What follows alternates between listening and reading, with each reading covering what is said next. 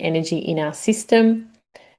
What we want to have happen is that the vagus nerve allows us to recover fully from that. And that's part of its role. So it helps us cope with and recover from stress. So let's say we're driving along, somebody starts yelling at us from the side, blasts the horn, cuts us off, and we feel that adrenaline rush. It's like, oh, and then we're quite shaky. And then slowly over time, we feel ourselves go back to regulation. So no real challenge with our nervous system. But let's say it's going back to the person who experienced a divorce and all of those things that happened. If the vagus nerve doesn't get to come in and slow our physiology back down, our nervous system can stay with that mobilizing sympathetic energy there. So we feel anxious, we can't sleep, we have digestive issues. This can go on for months for people, years for people. Now, if it was in the time of a traumatic stressor, so we've looked so far at an acute stressor and more of a chronic stressor, but let's say it was a traumatic stressor, we would still have the vagus nerve release. We would have that mobilizing sympathetic energy, but we would also see a release of immobilizing energy at the same time. So it's a little bit like the gas or the accelerator is down as far as it can go, and we've pulled on the handbrake as well. So until we get that completion of that activation, people can continue to mobilize both. So they feel themselves panic, then they shut down. They panic, then they shut down. And then they freeze when they're both released.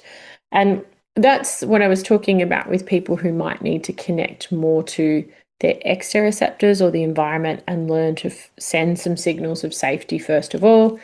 They need lots of co-regulation in order to help their nervous system begin to complete that stress activation cycle. But essentially, if somebody has had that experience at an early age, that can continue for years to come. And this is again where it's not time that leads to the recovery, it's experience. So that there's not this prediction that I need to keep mobilizing or immobilizing in this way. Yeah, and being stuck in that cycle. Yeah. Do you have a little guided practice that kind of helps us orient to this exteroceptive, that external safety? If you Of do, course. yeah?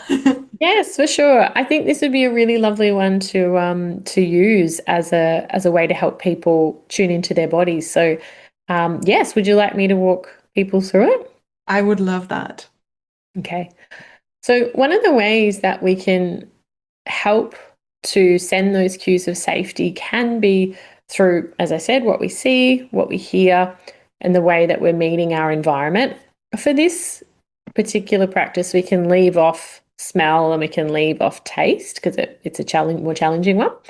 But if we were to begin by starting to notice what was in our environment, we can begin to look and think, well, even though I've seen this room 100 times, what can I see that is neutral or pleasant? And there's no fear that comes with that. So we might just look slowly around, and it's good if we can get our head to turn quite a bit over our shoulder if that's comfortable, and then coming back. And so as we turn our head, we are actually bringing in another cranial nerve that the vagus connects to. So it's a way that we can help to shift out of a dysregulated state. We're sending the messages through our visual system, but we're also using movement and turning our head to engage the vagus. And then as we look and we take in those cues, we can also notice sounds in our environment.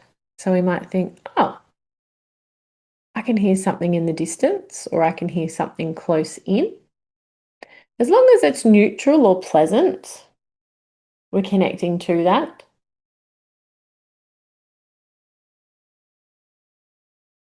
So the eyes are taking in signals. We're looking for safety. We're sending messages to the survival brain that things are okay, and listening to the sounds.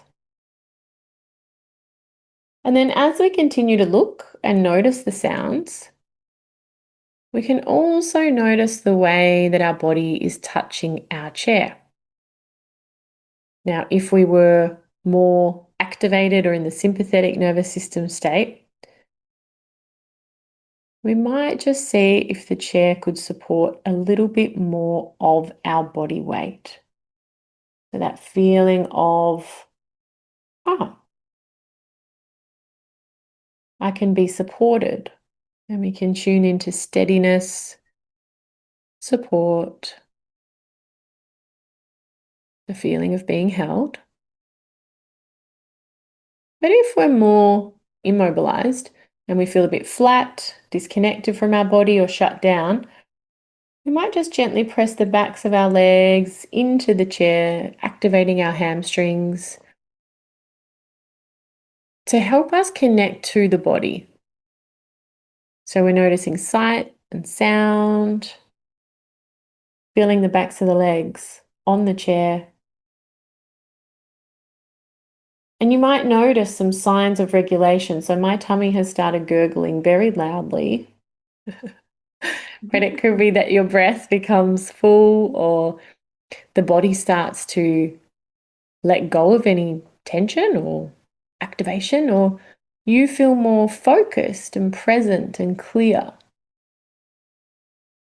So just finishing off with the last one to one side and then coming back to the center. That was lovely.